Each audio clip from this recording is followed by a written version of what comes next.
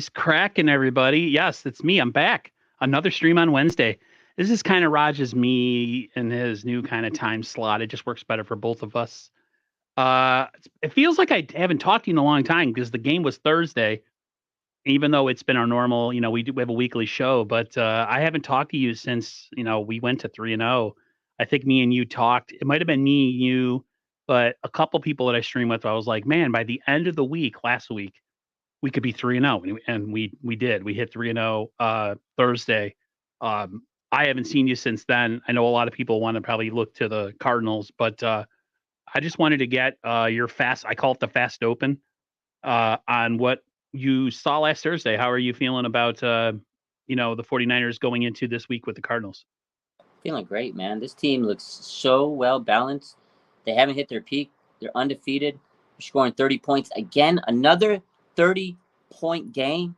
Brock Purdy threw for 310 yards. Christian McCaffrey leads the NFL in rushing yards. This team is great, man, and I feel like it's only going to get better. The defense started to cooking on that D-line. 5-line front is ferocious. Nick Bosa got off the schneid. He's only going to get better. He said today that he feels like he's ready to roll. These 3 games where he needed to be, and now it's going to get really, really good for him. I mean, that was a beautiful game. I was at the game. Good atmosphere, amazing win. I mean, I feel like the 49ers dominated that game, and they just never really looked like they were going to lose. This team looks like the most well-balanced team in the NFL. So, yeah, I'm feeling great, Aaron. Yeah, that game was a slow drip. It was like, I don't know, like I feel like the Niners are notorious sometimes for playing a little bit down to competition, at least to start the game. And that game was a little slow for me. I try not to listen to what other people say, but I was thinking of the Cowboys game. I'm like, man, the Cowboys wipe the floor with these cats. And in the end, we pretty much did the same thing. So with me, that game was the first time I think I saw Brock Purdy struggle enough where I felt like he needed to be carried, I guess.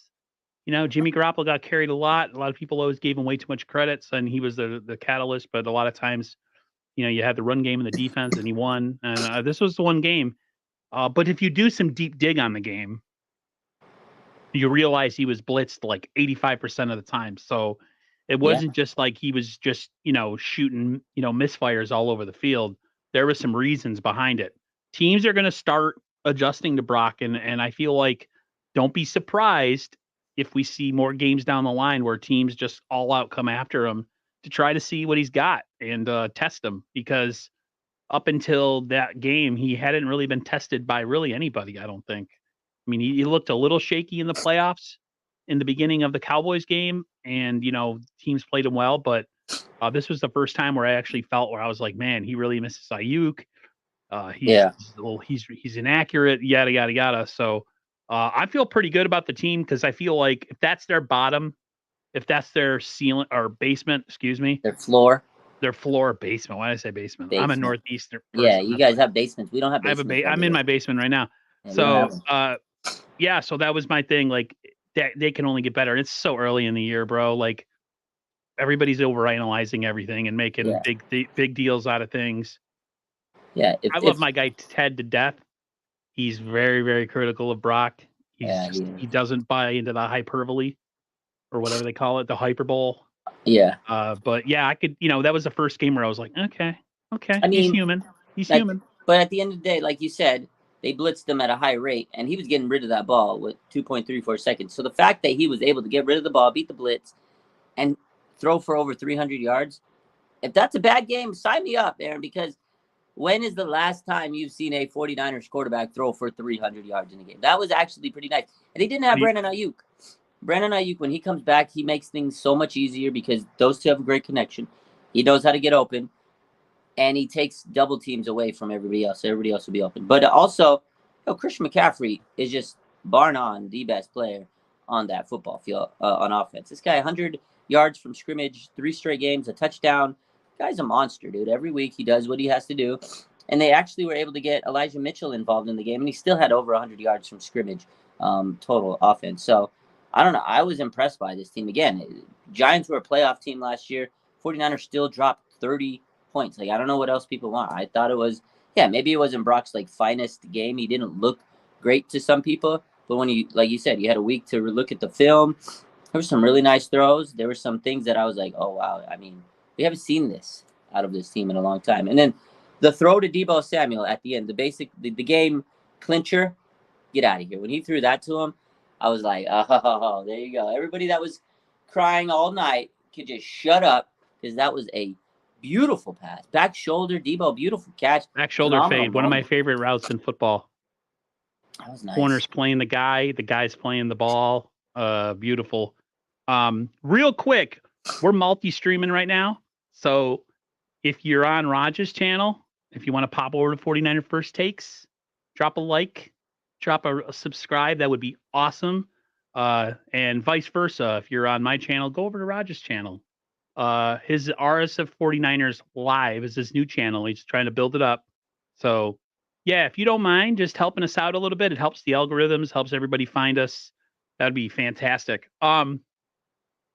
Since the last time I talked to you, we got new contracts for our head coach and for our GM. Some people, if you go on Twitter, it's a crap show out there. Oh. You got people calling for people's jobs. This person should be fired because of the Trey Lance situation.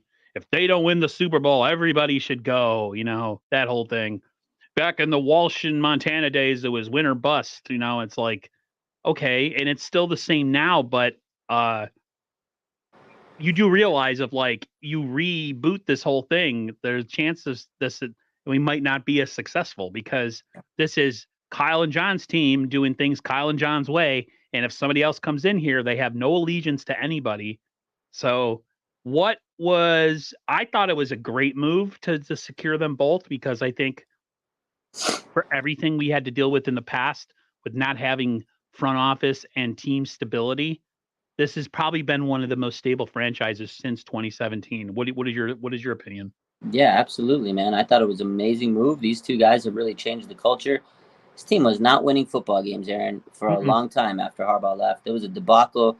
Coaching was bad. We didn't have talent. We couldn't get free agents. It was just a crap show, man, for lack of a better word. It was ugly. These guys came in. They've built an elite roster. They've grabbed some of the most highly paid players. They've been able to get free agents. Look at Hargrave, man. What a move. Traded for CMC. Like, they're not afraid to make the big moves. They're not afraid to gamble. And sometimes you gamble, it's not going to pay off. They've made mistakes. They were, a first-time head coach and a first-time GM. They made some mistakes, and they've owned up to it. They accepted their L's, and they've moved on. And they've made amazing moves. For all the bad moves they made, there's a handful of great moves they made. They always have a stockpile of late-round draft picks. And like some of your favorite players, George Kittle, Dre Greenlaw, Talanoa Hufanga, Ronnie Bell, some of your favorite players weren't drafted in the first round. Now, I know they missed on a lot of these first-round picks, but guess what? This team is a Super Bowl contender because of Kyle Shanahan and John Lynch, whether you like it or not. They're contending every single year when they're healthy. For the most part, this team has been in the contention to win a Super Bowl, in the NFC Championship game at the very least, for most of their time they've been here. 2017 was a rebuild year, so they had to get their talent.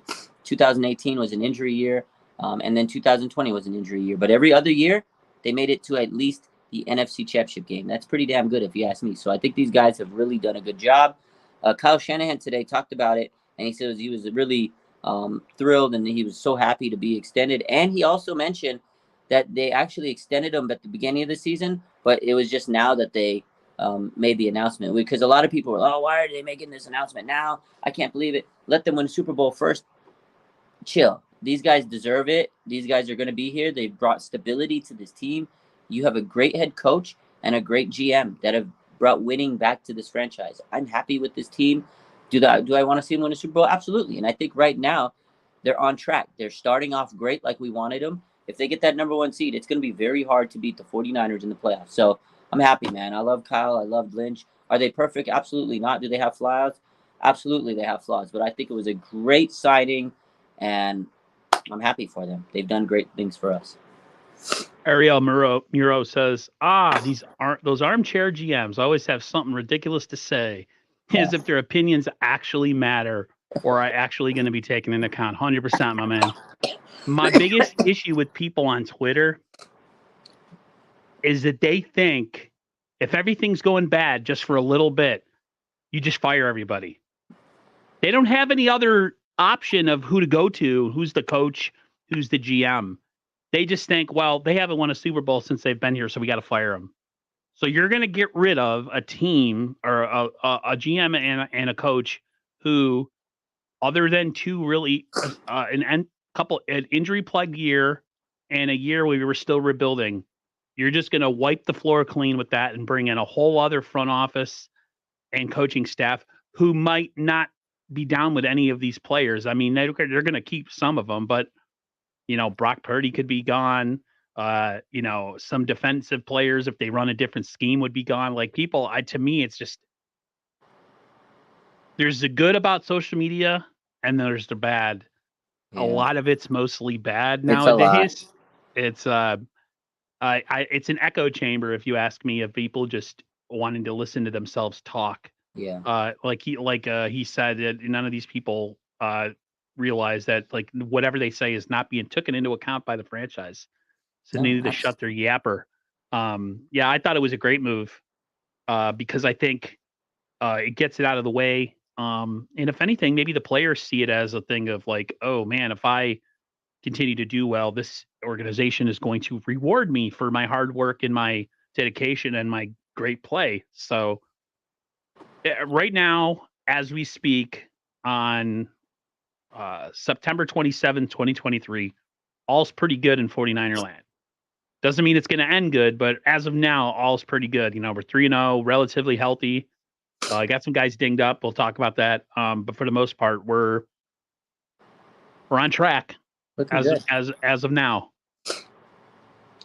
Yeah, this team is, and another thing about Kyle and John is, not only have they built a great roster, but they've laid a foundation for the entire NFL. Like, look at around the league. You look around the league, there's been a lot of coaches, coordinators that come from the 49ers. Like, look at Robert Salah, right? He's a head coach. D'Amico Ryans, he got his first win this weekend. Mike McDaniel, team's dropping 70 points on people. All these guys came from the 49ers. There's a lot of great coaches, great people that, have been associated with John Lynch and Kyle Shanahan over the years, and they're around the league. So the 49ers, not only are they doing great for themselves, but the league is abundant with 49ers. Rand Carthon, the GM for the Titans, like, there's talent all over the place, coaches, GMs, front office, players that are on other teams that have been on the 49ers. The 49ers, man, you got to give John and Kyle their flowers, man. Again, a lot of people want to disrespect them. There's going to be the people that'll fire them because they let their emotions get the best of them. They get their Twitter fingers fired up. But really, if you get rid of John Lynch, if you get rid of Kyle Shanahan, like, who's going to replace him? Like, maybe Adam Peters could step into the GM role. Like, I really think he'd be able to fit in. But who's going to replace Kyle Shanahan? And like, it's such a rash decision. And everybody's like, oh, you get rid of Kyle Shanahan, he can't win the big one. I can't believe he's going to cripple this team. I just don't know who you replace him with. Yeah, you don't replace him. Cripple people. Anton says it's all about organization stability. The extension for John and Kyle shows that to the current players on the roster and future players. 100%. 100%. You're going into where you could be a situation like, oh, I don't know. What's a team with a real toxic culture right now? The Bears. Broncos. Mm-hmm. Two places where most people don't want to go. One, you go to Denver, you got an aging QB. You got a bad defense that gave up 70 points. And think about pompous coach. I hate Sean Payton. Sean Payton's an ass. He got mad at the guy asking. The guy was digging. He was going to pretty much be like, what do you think of your team? And he just, like the Dolphins are running up the score. Like he hasn't done that in the past with his teams, with his players. So whatever. You're behind one of the worst things ever in football in Bountygate, I think, right? Yeah. He was the coach of the Saints, so he could eat a fat one. As far as the Niners, I think it speaks well to them. It's they got the cap situation right now going into next year, where they're going to probably roll over a lot of cap because they have a lot of contracts. They're actually kind of over the cap as we speak. But John and Kyle, especially Kyle, didn't shy away from saying that they might, they could add somebody. If the Niners are winning at the midway point and they think that they have a weakness somewhere, so like edge, tackle, cornerback, they could make a move. Personally, if anything requires a first rounder, I wouldn't do it because I think you need that for an offensive tackle next year. You need to take that pick that you have in the late first, mix it up with a bunch of other picks, and get yourself into like the top 15 and go get a future right tackle to be left tackle soon. Like you gotta make that move next year. Yeah. If you blow your stack now and go sign Patrick Surtain, I think it would be awesome. But is Surtain going to put you over the top to win a Super Bowl? He might, Aaron. That's the thing, because here's the thing. Okay, and I was going to ask you this question because let's say Sean Payton, Petty King, Mr. Sean Payton, his team's having a fire sale, which it might happen, or some of these other teams. And real quick, before I get to this, I want to say Sean Payton last year, when he was an analyst, he said the Dolphins are going to bench Tua like he was ripping Tua.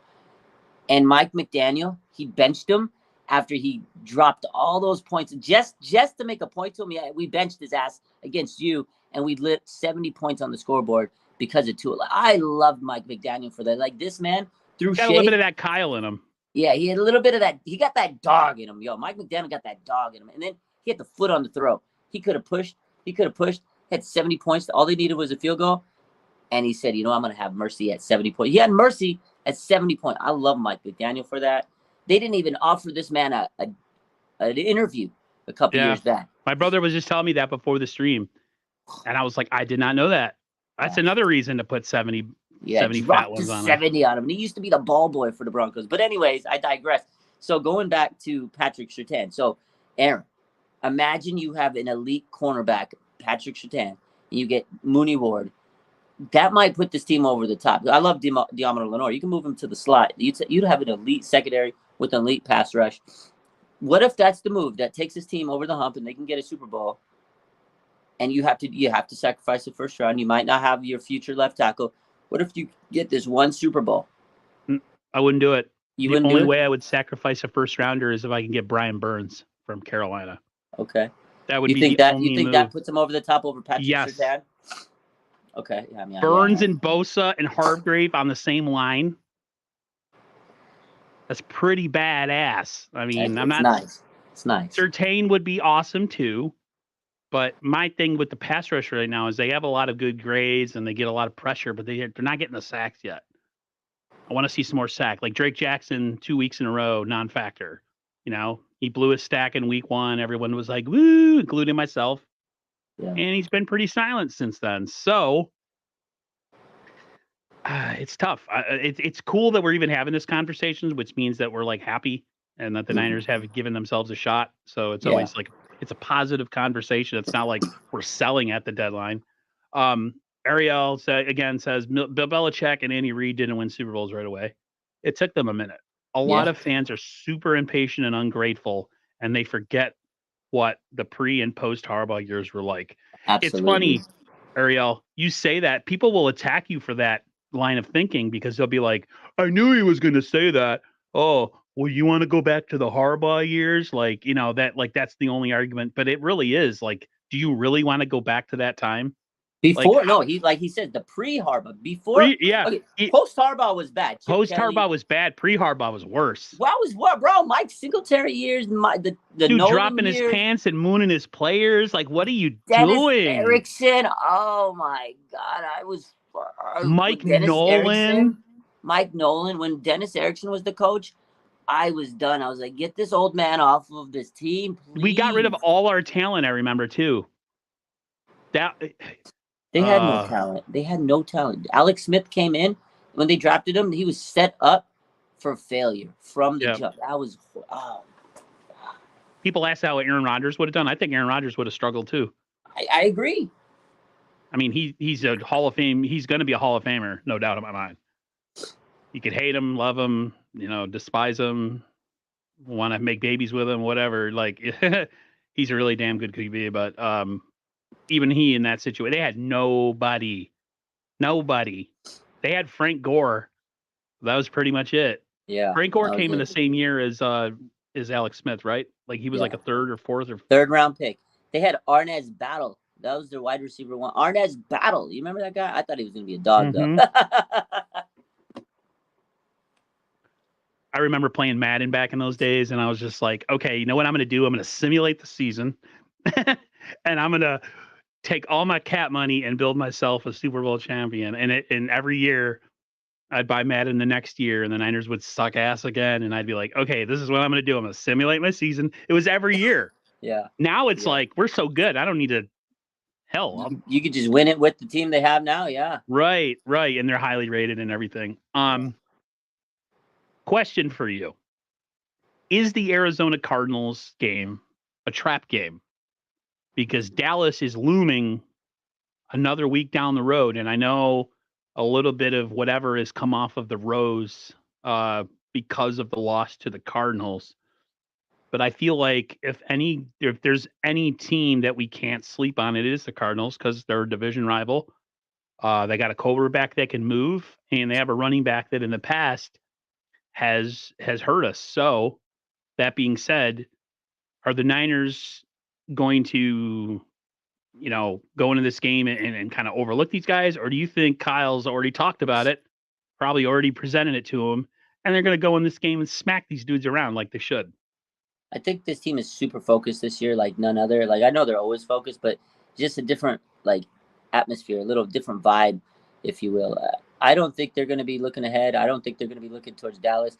I don't think they're going to sleep. I think they know these division games are tough. The Cardinals, no matter the record, they always come and play this team tough. Like Colt McCoy's beaten the 49ers before as the Cardinals quarterback. So I know the Niners are going to take this serious. I think because the fact that they were able to get their mini bye week in and they got to see Dallas beat the Cardinals, I think that really made them say, oh, okay, we cannot fall victim to the Cardinals like the Cowboys did. I think that really was good for the 49ers to have this extra time off to see Cardinals beat the Cowboys. So and Fred Warner talked about it in his podcast this weekend. He mentioned that. He goes, yeah, we were impressed by the Cardinals. Like, hey, we can't take any opponent lightly. I think the Niners know that. And they know this is actually every week is a big game. And I think now they realize that this season they have to get that number one seed. And every game matters. Every game is important. It's a week by week situation. You could kind of sense that in their locker room speeches. Like that's what they say every week. They say, hey, 1 week down, let's focus on the next week. Like they're not. I just don't feel like this team is looking ahead. Like in the past, sometimes you could tell, like they're looking ahead sometimes, but I don't think they're going to overlook the Cardinals. I don't think they're going to sleep on Arizona. I get a really weird vibe from this team that they're, like you said, they're super focused. Yeah, they super just focused, don't think. Yeah. I mean, they've experienced heartache, a lot of heartache. They lost the Super Bowl. They've lost 2 conference championship games. Yeah. Last year's that conference. Every time I watch that highlight and Fred Warner goes, "What happened to Purdy?" I was like, it hurts. Yeah, because we were done. It was over. It was done. Finished. Dunsky. It was Dunsky. And the one thing about the Niners this year is it's that focus, but I think it's because the last couple of years they've started so slow, and they've had to go on an insane run. They had to go on an insanity run to finish out the season 2 years in. By the time the playoffs comes, Aaron, they are like, I'm exhausted. I can imagine them. I travel to these playoff games. I went to Dallas, LA. I've been traveling with the Niners going to these games, and I'm tired from that. I can imagine them. So I think they know how important it is to get that home field advantage this year. They don't want to go on that, oh my God, we're 3-5. Oh my God, we're 3-6, and then go and win 10 straight games to make the playoffs. Like they don't want to do that. It's interesting you say that because to me, this is what the Niners need to do. Win as many games as you can, then you get a bye. You don't want to lose. You get to rest all your boo-boos. Yes. And then you get 2 home games in your crib with your fans. And I don't know, man. Last time we were in our crib for the whole playoffs, we got to the Super Bowl. Yep, that's true. I think the Niners, we have a long season to go. Anything can happen. Injuries, you never whatever know. You want to say. But this, they were like, listen, we got to come out. We got to beat teams that were better than, and we got to go 500 against teams that are as good as us. Like pretty much you win your division. Yeah. 6 wins. And then you go almost maybe a little bit more than halfy with the rest of your schedule.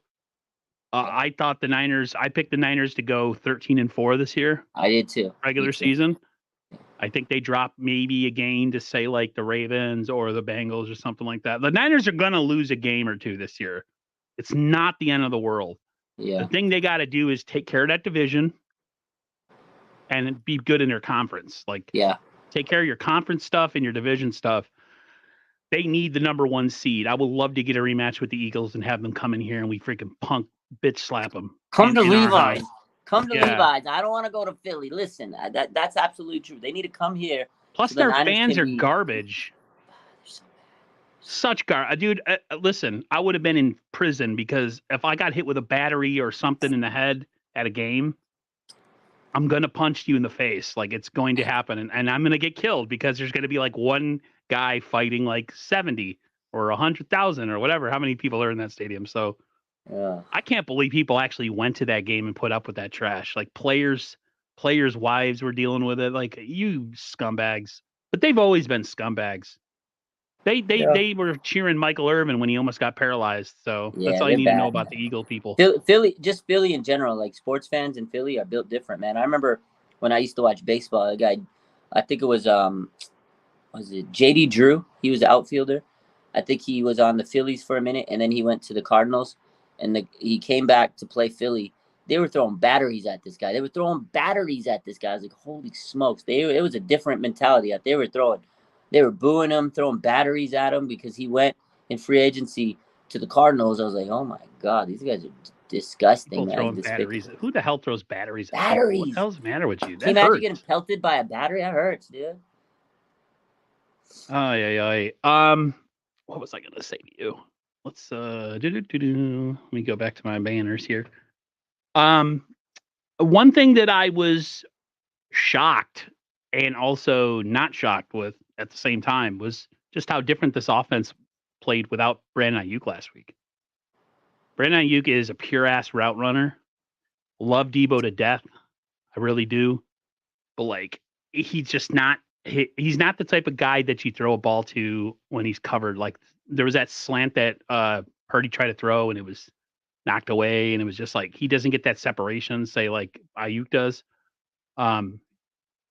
You can make the comment that Purdy's only good because of his playmakers, and now you saw why that's the case was with Ayuk being out of the lineup last week.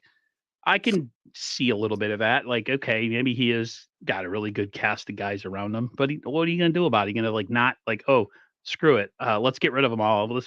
No, I don't care. Like, whatever it takes, right?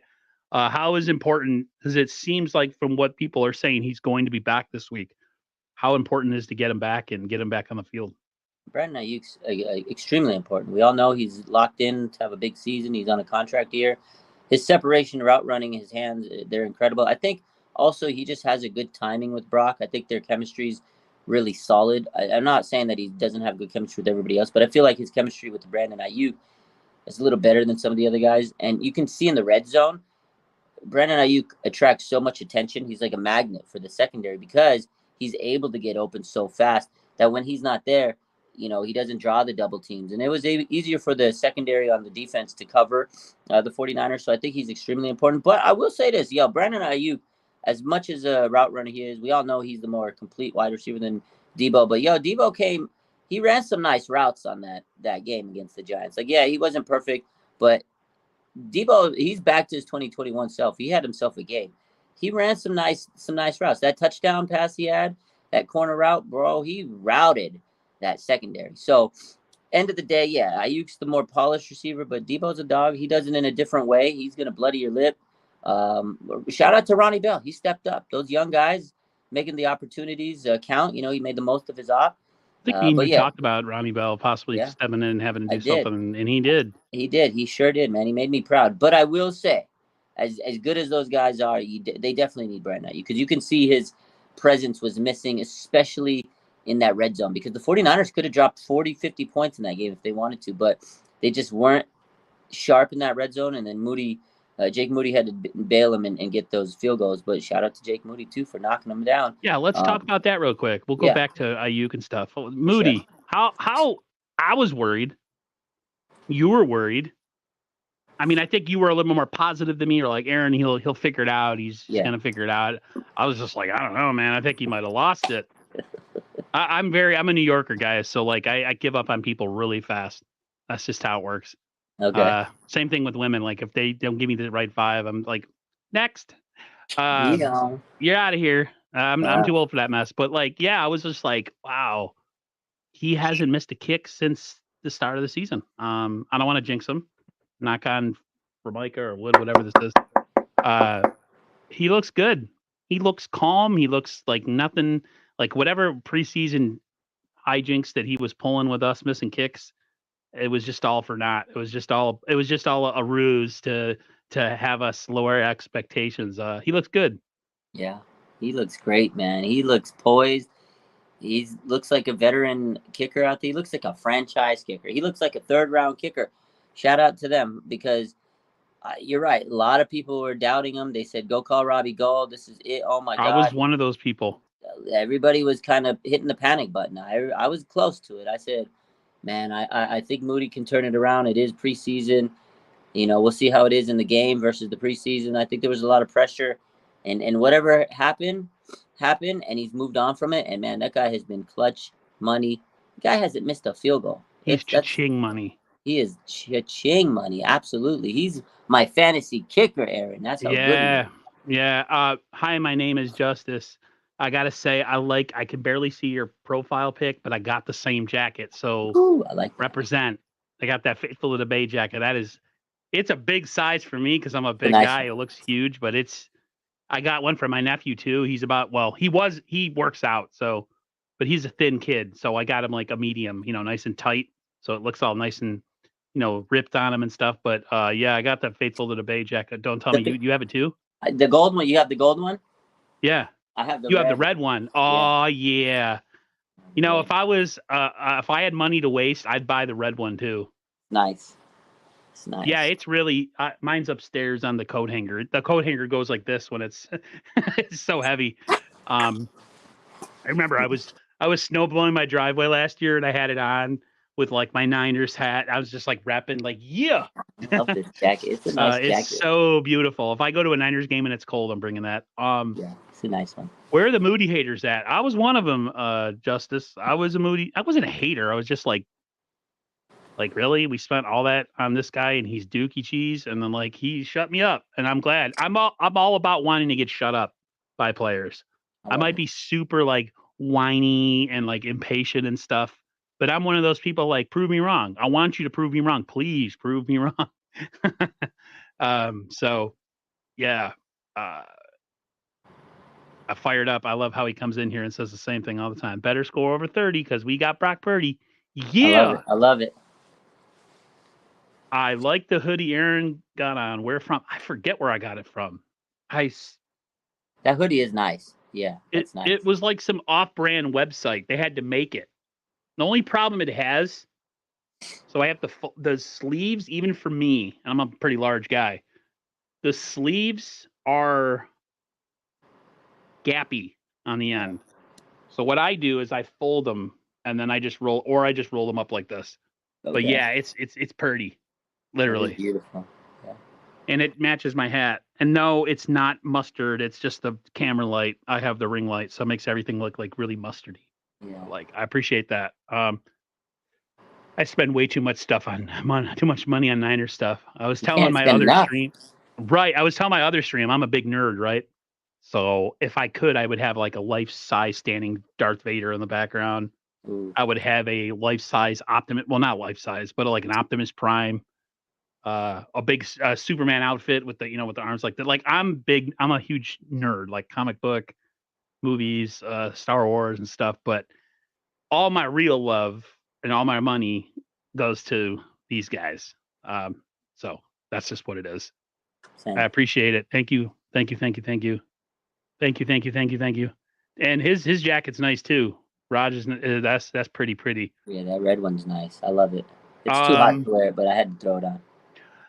I don't know if you saw that. There was a picture that they posted of Brandon Ayuk, bro, with just his like undershirt before the game. Yo, that dude is yoked. I know. He's huge. He's yoked, I don't bro. usually ooh and ah over dudes. Okay, I'm a heterosexual. I love women, but I was just like, my mouth hit the floor. Yo, his arms were like, they look like Nick Bosa's arms. Yeah, He is. he's been working these last couple years, and that's the thing. It's not only that he's got the route running and the hands, and you can tell he's really sculpted his body over these last years. He's got grown ass man strength. Like he has been working on making sure he's got the body of a top flight receiver. That's why he's able to rip the ball out of people's head. Like that touchdown he had in week 1 against Peterson, where it was a jump ball kind of thing, and he just snatched it out the hands because he is strong. And I make updates, and sometimes I'm looking for pictures when there's a Brandon Ayuk update, and I've seen it, man. There's been pictures where I'm like, "Whoa, this dude, where did he get the Because he had muscles?" like bird arms when he came into the league. Yeah, because I have old pictures when he was first in the league, and now I look at the pictures now. I'm like, bro, this guy got jacked. I remember last year on one of the locker room speeches at the end, Ayuk comes in, he's got his jersey off, he's under with the undershirt. I was like, whoa, this dude was ripped. That's when you realize you're like, this guy has been in the NFL workout room day in and day out since he came into the league. Yeah. He definitely has some tig old bitties, man, for sure. This is man. I like you, Ariel. You speak my language. He says this team also feels different because Brock is at the helm, 100%. Out of all the QBs that Kyle's had, Purdy is the only one that earned Kyle's trust, executes the playbook beautifully. All you have to do, Ariel, is look at the drive before the half against the Rams on the road. He trusted him. They took that ball down the field, scored. Purdy, quarterback rush up the middle. That's all you got to know. He would have never done that with Jimmy. He protected Jimmy from himself because Jimmy's a lot like Dak Prescott. They're going to get you at some point. It's just a matter of when. It's going to either be early in the game or late in the game. And with Dak, Dak is a very, very physically talented player, but he's like Jimmy. It's just like, it's going to happen at some point. They like mental midgets. They freeze. The moment becomes too big. Yeah. As bad as Purdy was playing last week, and a lot of it had to do with the defense, but he was also off.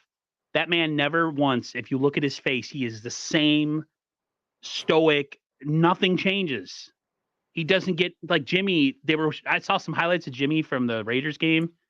The happy feet, bro. Oh man, that dude looks like he don't want to get hit. He does it. He had 3 interceptions, and then at the end of the game, conveniently got a concussion. I was like, come on, no. He's such a. I'm sorry, guys. I think Jimmy Garoppolo's a bitch. I apologize. Wow. I don't. At the end of the day, you're right. Brock Purdy, man, is just so calm, cool, collected. And what Ariel said is so true. Kyle trusts this man. Like you could just see how much he loves this young man. He trusts this guy. Like he's his guy. It's his guy. And it's back to what we said months ago when they named him the starter in the offseason. Kyle hasn't done that since this regime has been in place. He finally has his guy. He's comfortable. Got rid of Trey because they respected and they trusted this guy. The locker room at the end of the locker room speeches, you always see him hugging Brock. There's been so many pictures where him and Brock are just sitting there like together. Like that is his guy. He loves this young man, and you just see the sense of like respect he has for Brock, and it's great because he's a young quarterback. He has the respect of his quarterback, of his coach, and their relationship's only going to get better and better. And it's what somebody said earlier. Andy Reid, it took him a while to get a Super Bowl, is because it took him a while to figure out who the hell his quarterback was to get him over the hump. Bill Belichick, it took him a while to get to the point where he found that quarterback to get him over the hump. Now, I'm not saying that Brock Purdy's Patrick Mahomes or Tom Brady, but he's a guy that Kyle Shanahan believes might be able to get him over that hump. And this might be the quarterback to finally deliver a Super Bowl for the 49ers. It's because Kyle Shanahan trusts this young man, and that is the ultimate bond for any quarterback. When you have the trust of your head coach, it's over. You know what? Me and I love Ted. Ted H6, Ted Hazelrig, from TED Talks Ball. People give him a lot of grief. He's very hard on Purdy, but he has reasons for it. And his is people who automatically crown him and say that, he's as good as Mahomes or he needs to be in the MVP conversation. I'm not taking a shot at anybody in the chat either. I'm just saying, like, I love Brock too.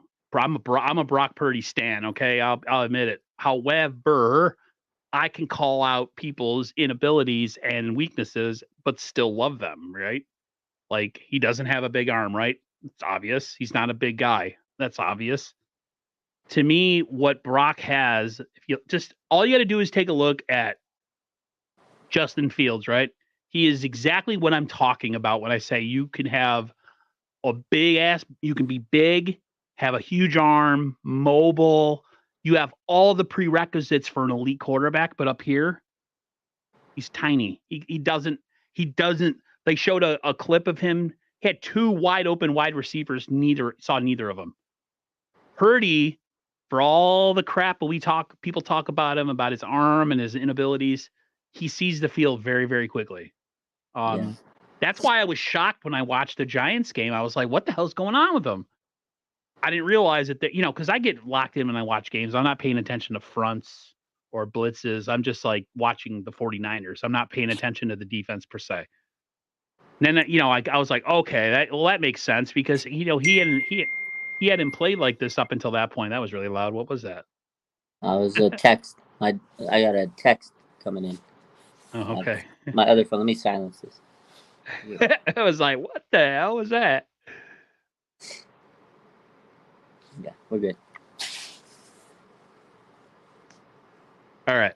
Sorry. I accidentally clicked over to YouTube. I wanted to ask you about Debo. We were talking about him before, but like it seems like the old Debo is back.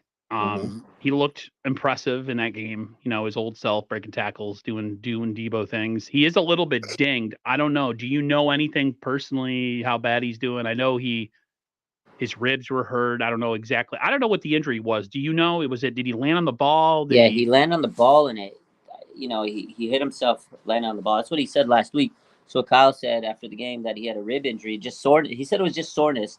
And I talked to Cam Inman the other night. He was on my live Monday night. We were talking, and he said he gets the impression that Debo looked okay, he looked fine, that there wasn't anything to worry about. This was just, but he goes, of course, it's hard to really take a read on someone in the locker room like that. But he says he looked okay. His normal mannerisms, he didn't look like he was grimacing in pain. He didn't practice on Monday. It was an extra practice. Today they went back to practice, their first real practice for the week, not a bonus extra practice. And he was out. But today Kyle said that it was also a knee, not just a rib. It was a knee. So that's news to me. This is something we got to keep an eye on. I don't know. Maybe he got a little soreness after the weekend, after the Thursday game. Sometimes that stuff can catch up with you. He's been playing at a very high level this year. He's been putting in a lot of work. You're going to have some soreness, some delayed muscle soreness maybe sometimes. But from what we understand, it's a knee and a rib. But we'll see. I think they're just being very precautionary right now. End of the day, I think Ayuk's getting healthy. He was there on practice Monday on their extra bonus practice. He was limited today, but he was practicing. Now, he was questionable last week, so that gives me the hope that I think Ayuk's going to play this week.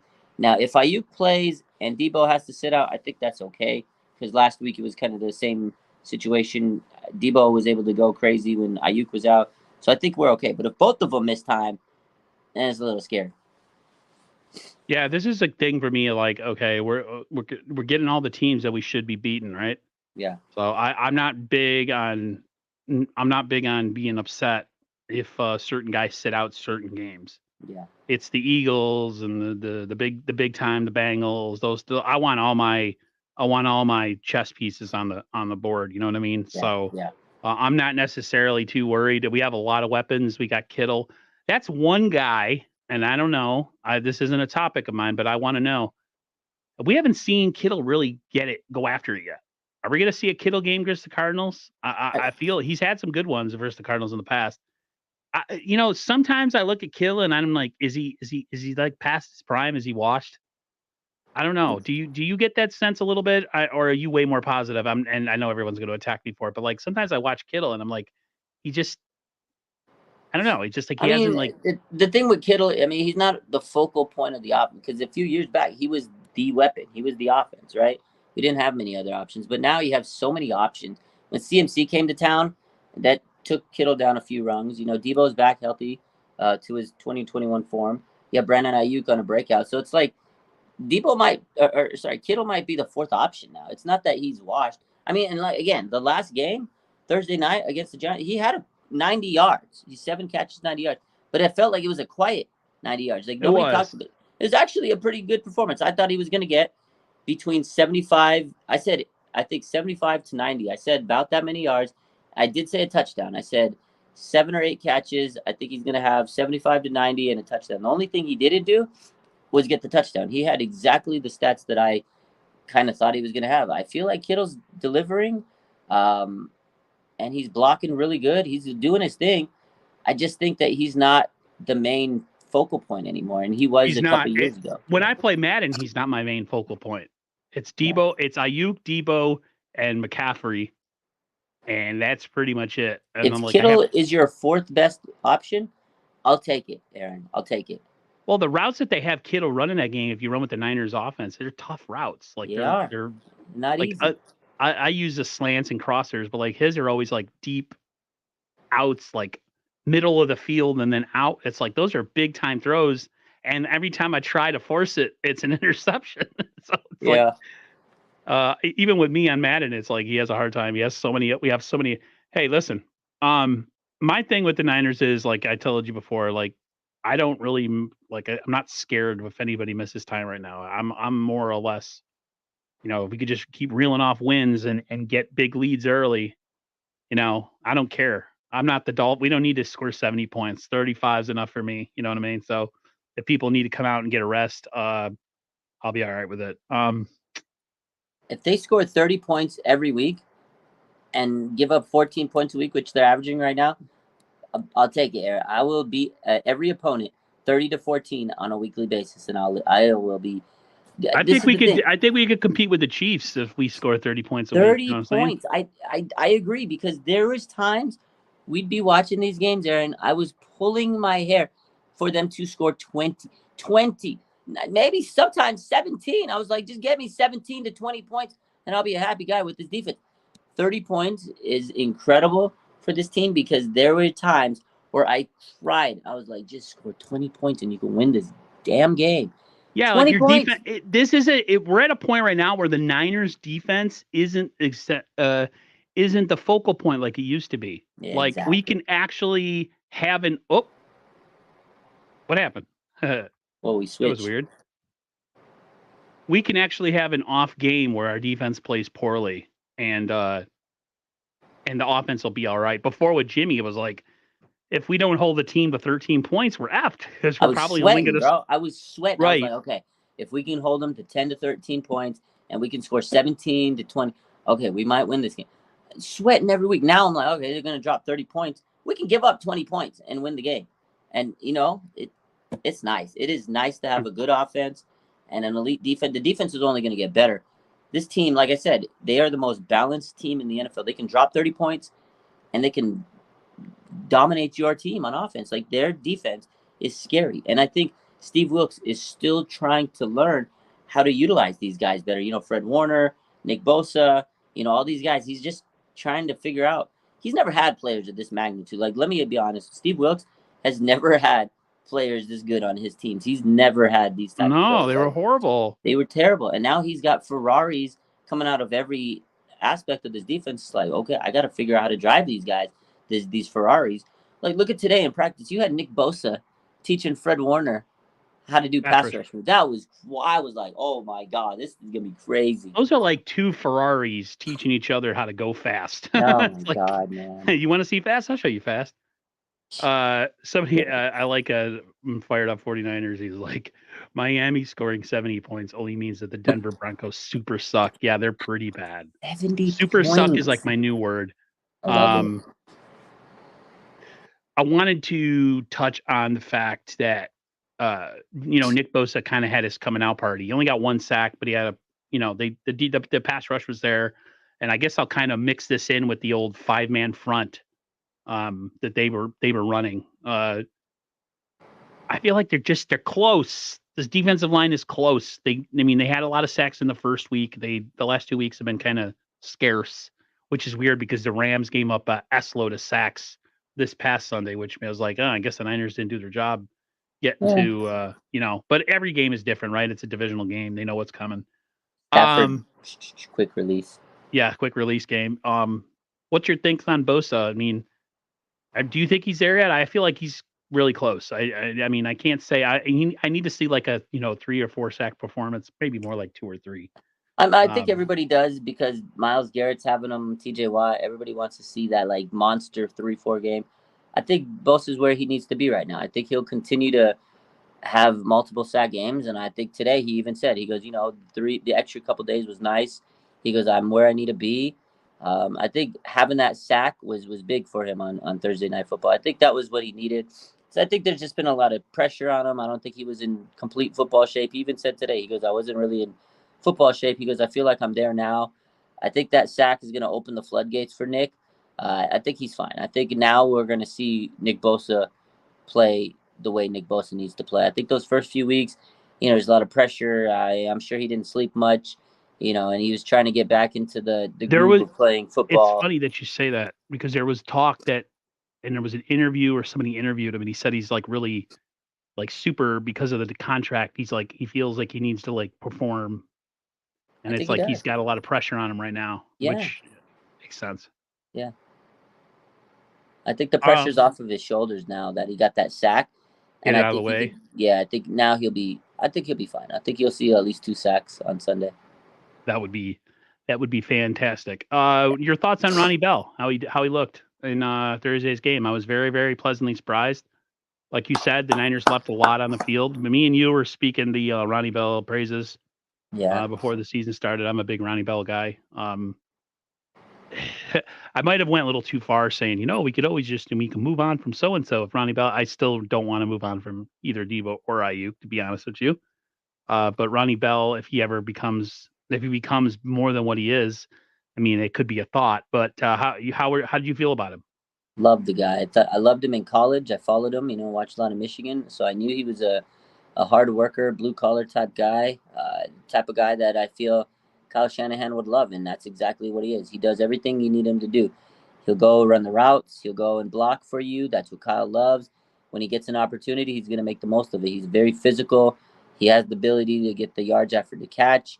Heads up player, man. 7th-round pick. You love to see that kind of hustle and determination and grit out of a 7th-round guy. It just looks like another gem for the 49ers. Very hard-nosed player. Love the kid. I think he's going to have a good career with the 49ers. He's a Kyle Shanahan type of guy. He's another yak bro. And I was very proud of his 100%. I was very proud of his first real like big game, stepping in for Brandon Ayuk because he had to answer the call for Brandon, and he got the touchdown, and he made some other big plays in that game. So I was impressed. Yeah, 100%. Boogie made a good point about Kinlaw playing great. Yeah. Hey, I'm not a Kinlaw guy. I'm not a big fan of him, play wise or personality wise. But yeah, dude's been stepping up. I don't know if it's because he's in a contract year or he just feels healthy or it's a mix of both. But yeah, Kinlaw's been playing great. It's just I hope we don't blow this out so early in the season. I want to see this in November, December, January. Zach says the Bosa sack was not as impressive because it was due to him being unblocked. Hey man, every once in a while, hey, look, the NFL sack record was based off of a fake sack, so it is what it is. Favre allowed himself to be sacked so Strahan could get the record, so it is what it is. How am I feeling about Demo? I think Demo's playing the best corner on this team right now. To be honest with you, you agree? I Demo, man. If you guys know me, I love Diamond Lenore. I like the guy. Cool dude. We talk a lot. Very That's sociable guy. He's always talking on social media. I love when he posted a couple weeks ago. Everybody deleting their tweets and comments, but he goes, "Y'all need to stop." I loved all the comments to make you guys look stupid. I love Diamond Lenore. Like he's a fun player, man. He's young. He's getting better. People expect him to be perfect. Cornerback's a tough position. Even Sauce Gardner's out there getting cooked a few times here and there, but he's still one of the best corners Dion in the early in league. his career was getting toasted by Jerry Rice in Montana, so it happens. I like Lenore, man. He steps up when he needs to. Like he's made some big plays for the 49ers over the last year, bro. Like playoff Demo was another level. He's already got some picks early on this season. I think he's been solid, man. People just like to pick on him for whatever reason. He makes a few mistakes. He's young. He's been a very solid cornerback for the 49ers. I like him, man. I like Demo. I'm a Demo guy. Me too. very much. I wasn't always, but I've become. Two more things, and then we'll get out of here. The penalties, man. Yeah. We've got to take care of these penalties. Oh, If yeah. there's one thing I can't stand is, or one thing that I think stops a good team from being a great team is being undisciplined.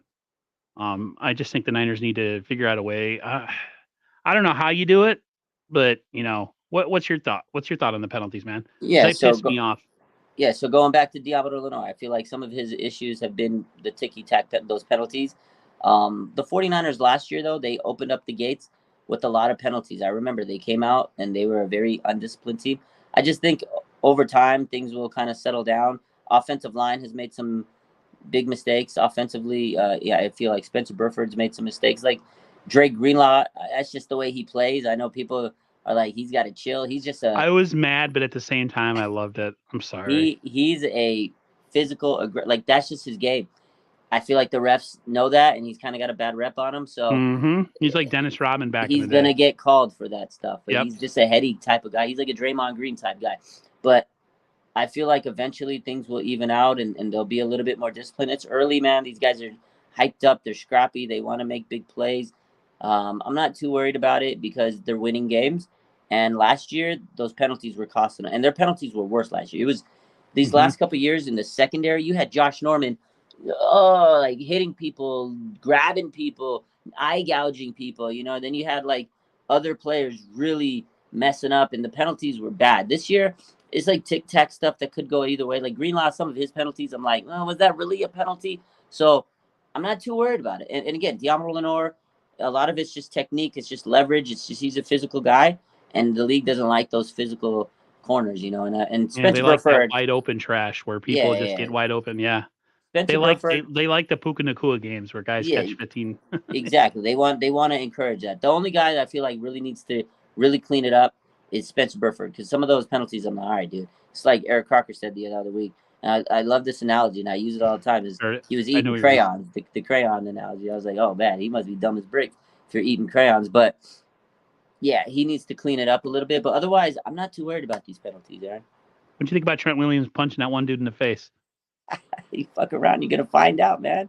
Don't That don't if don't there's play one games with guy I don't want to be punched by in the world, it's Trent Williams. don't play games with Trent Williams. Did you see Well, the guy? So they Richard had a little Sherman found tussle. out. He messed her. Yeah, he tussled with them, and then after the play, he got up and he did this to Trent. You think Trent's gonna let that slide? No, Trent Williams is gonna. I'm He right there with boxes. Trent. It's gonna He happen. boxes in the off season. That's how he trains. You really want to mess around with Trent Williams? Oh my god. That was the hardest rabbit punch I've ever seen in my life. Yeah. He popped him. And then lastly, I just want to know your take on Christian McCaffrey.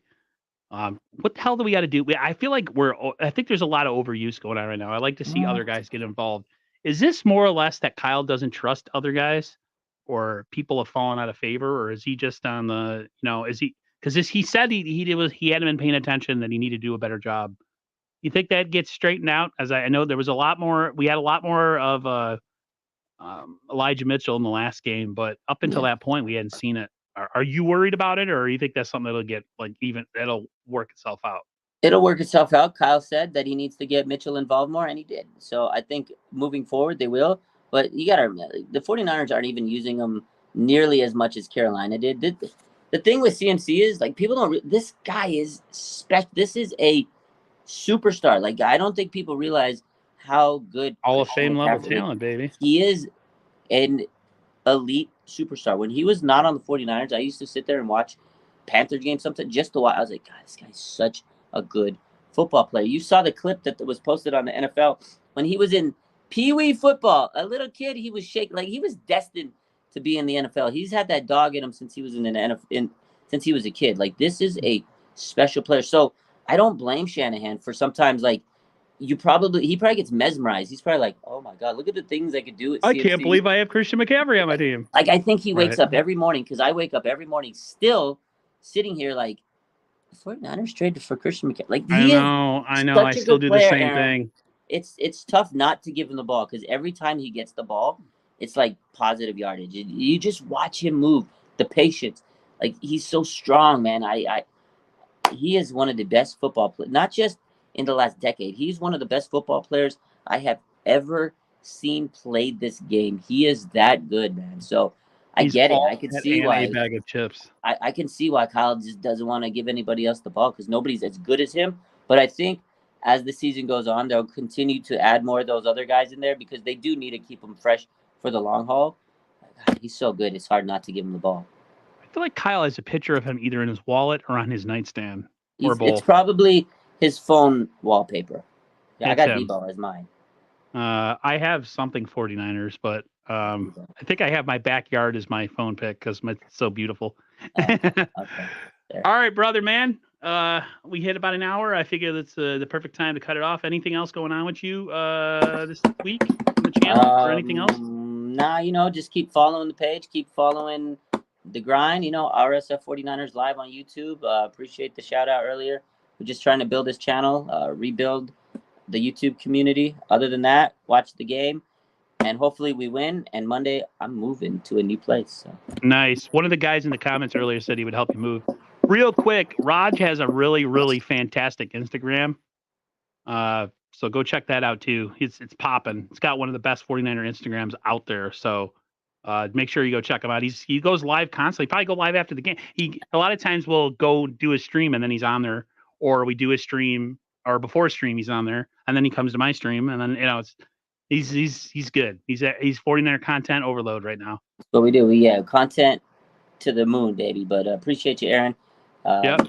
Keep up the grind, man. Always fun hopping in once a week with you and yeah, catching up. Maybe next week when we talk, we'll be 4-0. Oh, that will be great. I hope 4-0 with some good health and getting ready to play the Cowboys. Yeah, all right, everybody. I'll be in a new place next week. I want to try nice. to. So next time when I move, because this place is limited, I want to have a dope. I'm gonna try to get a dope backdrop. So we'll see. Yeah, we got to get you with the all kit and caboodle, everything. We're gonna get all souped up soon. We're gonna get all souped up. Yeah, he's gonna have all the fancy toys in the background, guys. The microphones, the cameras, everything. All right, everybody, take care. Have a great rest of your evening. Appreciate y'all.